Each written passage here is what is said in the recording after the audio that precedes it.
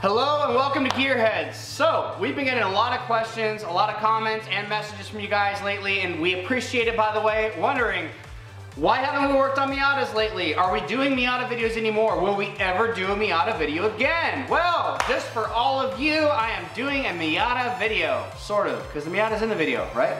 Here it is, behind me right now.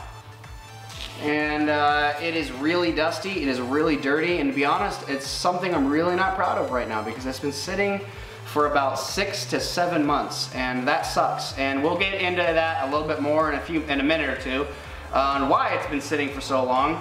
But I did want to tell you guys that yes, we still will be doing Miata videos, and we're not done. We just kind of took a break, and there's a few reasons for that too. So I apologize if this video title was a little bit clickbaity, but hey, you're here, and I'm happy to have you here, and I would like to discuss a few other things that I don't think we've ever really talked about before on this channel, because we started this channel out doing, you know, how-to videos and stuff, but we didn't really ever say that much about ourselves and other things that might have been going on in our lives that have to do with, you know, how videos get done, how often they get done, and why they do or don't get done. So let's get into that. I would like to start out this part by saying, yes, this channel was built on Miata stuff completely from the beginning. When we started this channel, my previous car had been wrecked, not by me, but we had just finished building the thing and taking a lot of time, and somebody else ended up crashing the car. It was a really bad accident, and they were very badly injured. So I was honestly just happy that they survived. And good job to the Miata for all the chassis stiffening stuff that was on there and the roll bar for saving their life. However, that meant I had to start from the ground up again. So we ended up getting this Miata, and we had a ton of projects to do, and you know, and that was about a year and a half ago now, I think, or yeah, close to a year and a half ago now, and we started doing projects like crazy, and we had a long stretch there through last year where we were doing 2 projects a week. I know that doesn't necessarily sound like a ton to you sitting at home watching, but when you're actually putting the work in and doing the, you know, doing the jobs, you gotta factor in, if you're doing the job, it's gonna take a certain amount of time. If you're gonna video doing the job, it's gonna take 2 or 3 times as long. And then not only that, you have to go home, you have to edit the video, and you gotta, you know, at least for me, I didn't have to, but I didn't want to use the YouTube music that frickin' TJ Hunt and everybody else uses. I wanted to have our own stuff. Even if it's not the best music, at least it's us, you know? So it takes a lot of time, and anyways, honestly, I think I burnt myself out that year doing that, because not only were we doing Miata projects like crazy, I was also working like 70 or 80 hours a week, and it just got to be too much. So not only did it become too much, I also wanted to touch on the fact that that's what the channel started with, because we had a lot of work to do in that area. But also, you know, I want to do projects on other cars too. So don't worry, like Miatas will always be here. I love them, they're one of my favorite cars. We're always going to have Miatas on this channel. But I love cars in general. It doesn't really matter what it is. I will find something to like about it, even if it's the biggest pile of crap. And I'll let you guys know soon, I bought a pile of crap for 300 bucks, and I'll show it to you guys in a few weeks probably. But my point being originally is the fact that yes, we started with the Miata videos, but it was never gonna always only be Miata videos. So to everybody that only follows us for that, I apologize if we have led you astray or led you to believe that was all there was ever gonna be, but in my head at least, it never was from the beginning. Now that touches on a whole nother subject that also plays a big role in some changes that have been made to the channel over some time, and been changes to me personally. So I have been working as a mechanic now for, what, I don't know, 4 or 5 years. But for a long time, I was only a fleet mechanic. I was doing fleet work, which is not the same thing. You know, I could do, mechanically speaking, I could do a lot of complicated jobs, but I was not the best at diagnosing things. I was decent on those vehicles because I knew them really well, because it was a fleet. It was only a few vehicles, but I learned very quickly. I quit that job almost a year ago, and And I've been learning a lot that last year or so, and the fact that I didn't know near as much as I thought I did. And I have to work really hard to catch up if I want to do good at my job. And that has also led to less time, honestly, for me to do videos and for me to work on my own car. And it's the classic case of the mechanic never having time to fix his own cars because he's too busy fixing everybody else's. Now, I totally understand the fact that that means less videos, which bums me out because I enjoy doing them. We have fun doing them. Matt and I come in here and work on stuff and enjoy hanging out together, and it's fun to shoot videos while we do that. But my point is, not only am I just extra busy because of that, and because of the fact that now I don't work in the same town that I lived in anymore, I have to drive an hour each way to where I work now. And Matt also doesn't work in town anymore. He drives, not an hour, but he drives decently, a decent amount of time each way, each day. So that also reduces the amount of time we have. So I just wanted to tell you guys these things to help explain why we have had a less amount of videos. And I think it's those things compiled with the fact that I also kind of burned myself out last year doing the 2 videos a week and also working 70, 80 hours a week. It was just too much. And I kind of needed a break. And we started slowly getting back to things. And now that we started slowly getting back to things, it's not just, Miatas, because we also brought that Mustang here. We brought in the Bug. And those got put on the shelf too and had to sit for a while. So when we first got back, I kind of was under the mindset of, okay, the Bug needs to get done. Let's go ahead and work on that Beetle, get the engine swapped out, do the videos on that, and then we can start on the Miata. But then I realized I've been driving that Jeep every day for the last several months because I haven't been driving this. And that needs a bunch of work. Well, I'm not gonna do all that work without making videos. Why would I do that? So then we started doing, doing some videos with the Jeep, and where those aren't done yet either. That thing's got a lot of miles on it and needs a lot of work. And it was well taken care of, but it still needs a lot of work. It's just an older car, and that's how it is. But I appreciate that. I look at that and see, hey, that's more content for the channel. And I understand from a lot of your guys' perspective, being, watching for our Miata stuff, that might not be what you're looking for. And I apologize, if that's disappointing to you that we're doing other stuff too and kind of had put these on the back burner a bit. But that's just kind of the way it goes because, in real life, we have a life and we've got to take care of our own stuff. And like I said, if I'm going to work on something, I'm gonna video it. Why would I not, why would I not video something else that I'm going to do here with Matt? So anyways, that explains a little bit more of that, I hope.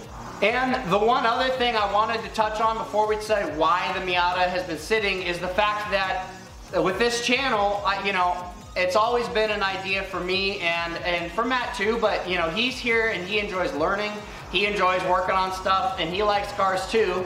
But now that I've become a mechanic and I am learning at a rapid pace, I'm doing my best to keep up and to get good at my job. Now that I'm not just doing fleet work, because like I said, it feels like I thought I was a mechanic before, but I actually am one now. But I have learned a lot, and one of the things I've learned is that I actually really enjoy, I enjoy learning for one thing, but I also really enjoy diagnosing and starting, going through the proper way of really understanding how things work, how to figure out what's wrong, and how to ultimately solve a problem in a car versus, I used to spend a lot of time just guessing, saying, oh, it's behaving like this, it's not doing that, it's probably this part that's bad, let's go ahead and replace it. And sometimes that fixed it, sometimes, oh, it didn't. And then I was having to guess, oh, okay, well, if that wasn't it, I guess it's crossed off the list, let's try the next part. And a lot of people fix their cars like that if you DIY things. And I understand that works if you're DIYing stuff. It does get the job done eventually, usually, but you'll spend and waste a lot of money getting there, which is why sometimes it might have been better for you just to take the car to a shop to begin with, because paying them to do the diagnosis work might have been worth it. But my point in this is just the fact that I actually have learned that I enjoy that diagnosis work, and I've been doing a lot of work to try and get better at it and try and learn how to understand things to a deeper level than I used to. So I would like to share that with you guys though, because if I'm learning stuff, I want to share it. I think it's helpful not just to me, to anybody that's willing to listen and willing to learn. And there's going to be a few things coming out like that with the Jeep videos as well. And if we run into it with the Miata, we'll be showing diagnosis work with these as well, or anything else that comes through. But I think it's great knowledge that anybody can learn if they're willing to, and can be immensely helpful. So enough with me yammering on about all that. I totally understand. This video was supposed to be about no more Miata videos. So I think it's about time we got to the fact of explaining why there has been no more Miata videos for a while. And like I said, there was other factors involved, but this thing got parked and I just didn't get to it till now. But I will show you guys why it was parked. And you'll probably kind of understand if you were following along with us towards the end of last year with a lot of the things we were doing. You'll probably understand why this frustrated me so much and why I ended up parking it. So if you guys were following along at the end of last year, you might remember the fact that one of the last videos we did on this thing was replacing the heater core. And not only just that, we had also recently done a radiator job and flying me out a fan kit with the new radiator, etc. Now, what I would like to point out that maybe none of you guys knew is the fact that we put that radiator in, and then we did the heater core, and then the heater core started leaking from one of the V-bands because we swapped in an NB heater core, not another NA one, because the swapping in the NB one, you were able to slip it in and out. You didn't have to cut any metal hoses or lines. You were able to just swap it in, basically, if you just cut the old one out, which I needed to do anyway because my old one was leaking. Now, what I didn't realize is when we put that in, those V-band clamps that hold those metal pipes in are very hard to get perfect. Now, we spent a few tries, I think, getting them perfect, because when I first put it in, it didn't leak at all for like a week. And then about a week later, I started getting a little bit of drippage. So then what did I do? I drained the radiator and I pulled, the heater core back out, trying to figure out why I was leaking, and I realized it was from one of those V-band clamps. And what I don't think we told you is the fact that when I drained that radiator to do that job, the drain hole in the bottom of that radiator that we had put in here, and it was an OPL radiator, by the way, the drain plug had seized into that thing. When I went to take it out, it pulled the threads with it, and then the radiator was no good. That was a huge bummer. I had never even touched that plug before, and it had come from the factory that way, and it did that. So that happened, and then I was just annoyed because now I had to deal with the heater core and I had to deal with the radiator. And it's like trying to do this stuff in my free time. That's just really frustrating. So I ended up contacting Goodwin Racing, and that's the people I bought the OPL radiator from. They were awesome, actually. I emailed them and they ended up getting me another one. It took about a week to figure it out with them, which would have been nice. It was faster, but they did get it figured out, and they sent another one for free, or they contacted OPL and got them to send another one for free. I forget exactly, but it ended up working out and they sent another one. So we put the other radiator in here. I got the heater core back in, got it all tightened up as good as I could, and it all seemed to be good. I drove the car at that point for about a month or a month and a half, and it was fine. Then it started leaking again. Which at this point is funny looking back, because it sucked really bad, and I was so annoyed at it. But long story short, because it can be a long story if I get into it, but same thing happened. I went to drain the radiator, it broke again. The radiator was toasted and the heater core was still leaking, and I was pissed. But this time I took the radiator out. I went to my friend. He's got a welder that he can weld aluminum with. I ended up just shaving the whole old bung off that radiator. He welded on a new one. I think I got like another bung and plug from Summit Racing or something like that.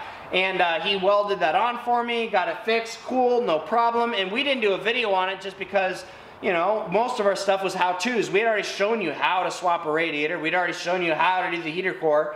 But little did I know, we got that all fixed, got the heater core back together again, got it all put in there. I drove the car again for another few weeks or so. And then one morning, I got up and I opened the door to the car and I saw this. All that water. I mean, it's still wet down there. I tried to soak some of it up before, but I didn't completely empty the cooling system because at some point I decided that it was time to stop letting it sit at my house, and I drove it over here to the shop so that we could work on it in my free time, but then it still also sat here.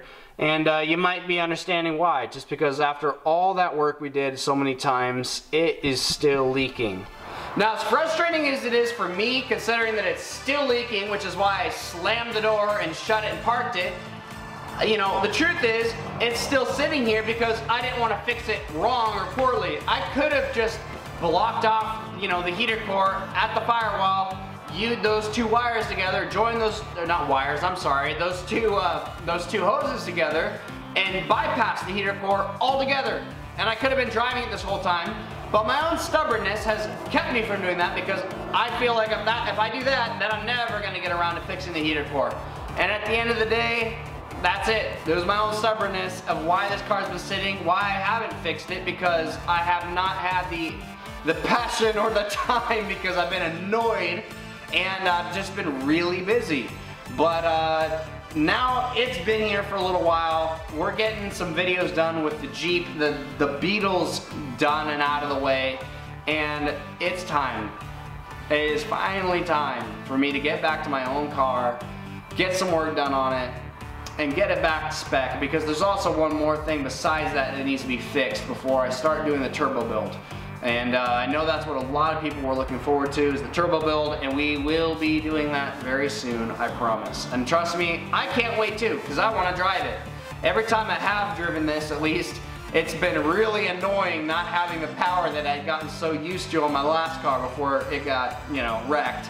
And then I've been building this one back up. This thing drives awesome. I love the chassis. I love all the work that we've done on it so far has been awesome, and I really like it, except that NB heater core. And I still don't believe that, you know, that's something that none of you guys should do when we showed you how to do it in that video. I just think it should be done a little differently.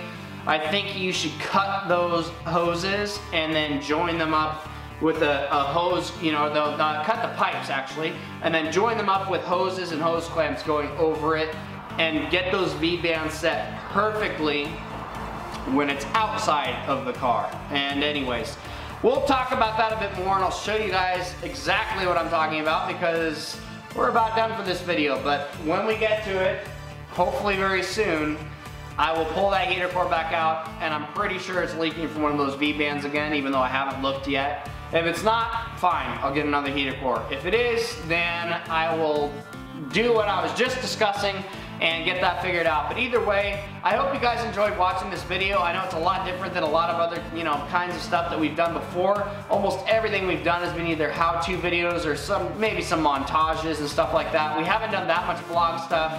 And not that this is a vlog, but, you know, I just want to let you guys know what's going on, kind of talk about everything, and let you in a little bit more on what happens behind the scenes here at GearHeads.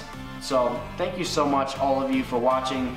Thank you, all of you that have subscribed and continue to watch our videos, and I hope you're all doing well. And as always, keep wrenching.